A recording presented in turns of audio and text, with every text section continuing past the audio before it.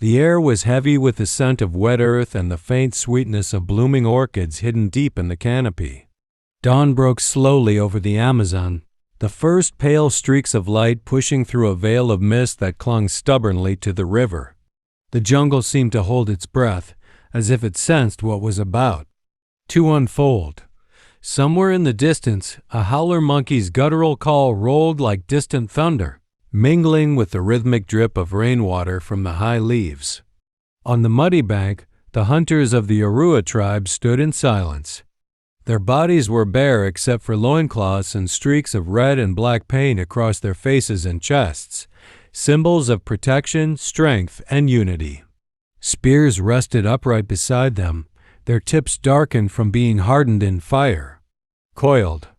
Nets lay at their feet, the rough fibers freshly oiled to resist the damp. The youngest among them shifted his weight from foot to foot, trying to hide his nervous energy, while the older hunters kept their gazes fixed on the river's black surface. At the center of the group stood Elder Tahu, the tribe's most respected hunter and leader. His hair, streaked with silver, was tied back with a strip of woven palm fiber, and a necklace of carved bone rested against his chest. He leaned lightly on a staff decorated with feathers and beads, each token marking a victory in past hunts. His eyes, sharp and calm, swept across the water, reading its surface like a map. He knew every bend, every current, every shadow, and he knew that today they were hunting something more than flesh and bone. The stories had spread quickly through the village. A monstrous anaconda, larger than any seen in living memory, had been spotted near the fishing grounds. It had taken a full-grown tapir in a single strike, vanishing beneath the water before the animal's final cry had even faded. For the Arua, such a predator was more than a threat, it was a spirit of the river, a force to be faced with courage or not at all. Elder Tahu lifted his hand slowly, the motion carrying quiet authority. Every conversation, every shuffle of feet ceased instantly. "Today," he said in a low, steady voice, "we meet the Mother of Waters. She will test us. We will meet her together." The hunters moved with practiced precision, lifting their canoes and sliding them into the water. The long, narrow vessels rocked gently as they settled into the current. Spears were laid along the sides, nets carefully stowed. One by one, the men climbed in, their movements silent but sure. The paddles dipped into the river, sending out slow ripples that spread toward the mist-shrouded bends ahead. The jungle swallowed them almost immediately. Thick walls of green rose on either side, the arching canopy overhead letting in only thin golden threads of light. The air grew cooler but heavier, wrapping around them like a living thing.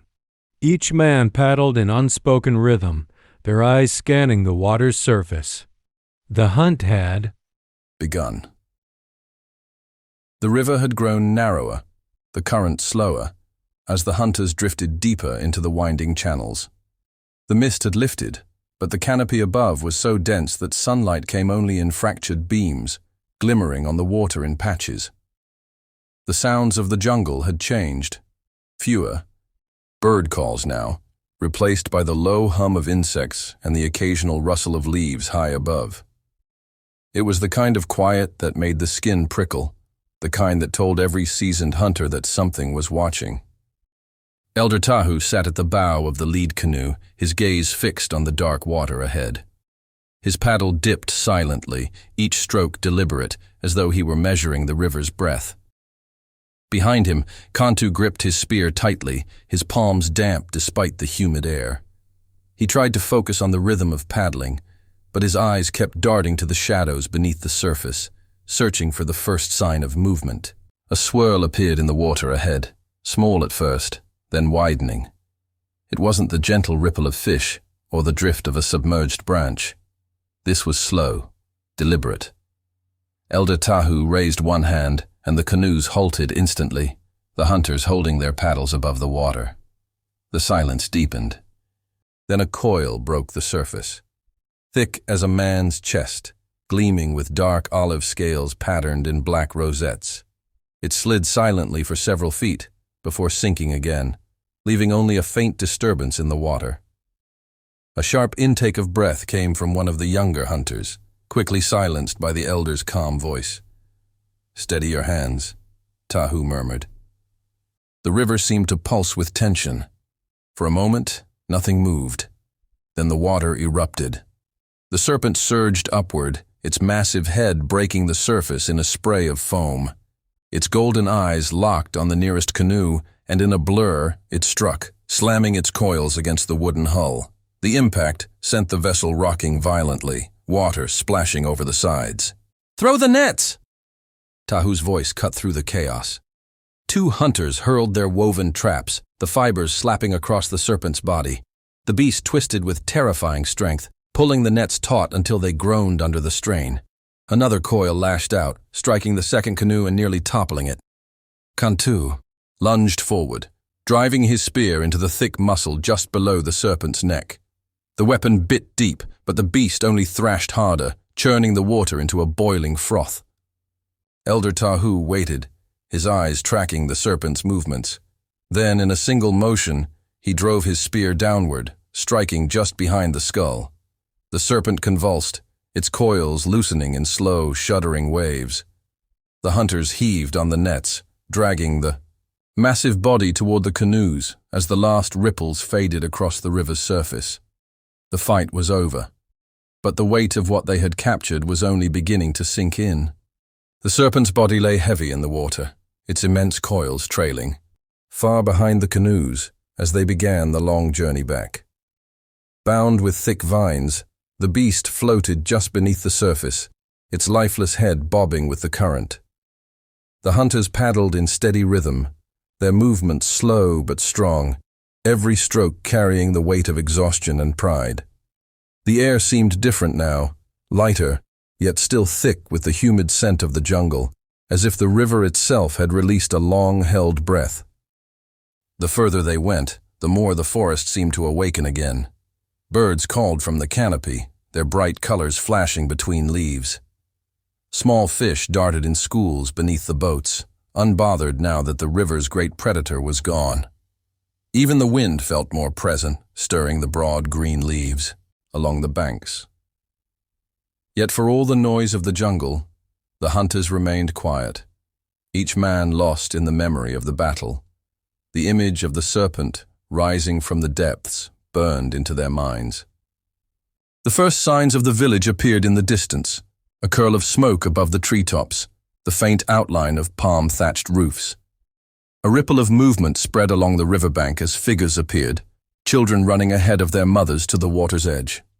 Their voices rose in high, excited cries, pointing at the approaching canoes. The older men and women followed, stepping into the shallows to help pull the boats ashore. Gasps and murmurs spread through the gathered crowd as the serpent's full size became visible. Its body was longer than 3 men laid head to toe, the thick coils glistening in the sunlight. The younger children edged closer, eyes wide, while some of the elders bowed their heads, murmuring blessings to the river spirits. Elder Tahu stepped onto the shore, leaning on his staff. He stood for a long moment, letting the sight of the gathered village sink in, then spoke in a voice that carried over the water. "The river sent us a challenge," he said. "It sent a spirit to test our courage. We answered together. This is our strength." Work began quickly. The men and older boys hauled the serpent further onto the bank, its weight demanding every ounce of strength they could give. The women prepared fires, their smoke curling into the sky. The meat would be shared among every family. The skin would be cleaned and preserved, a mark of honor for the village. The bones would be shaped into tools and ornaments, each one holding the story of this hunt. As night fell, the central fire burned high. The hunters sat close, their faces lit by flickering orange light. Drums began to beat, slow and steady at first, then rising in rhythm. Laughter and song filled the air, mingling with the crackle of the fire. The serpent lay still at the edge of the gathering, its patterned skin glowing in the firelight, a silent reminder of the day the river tested them, and they prevailed.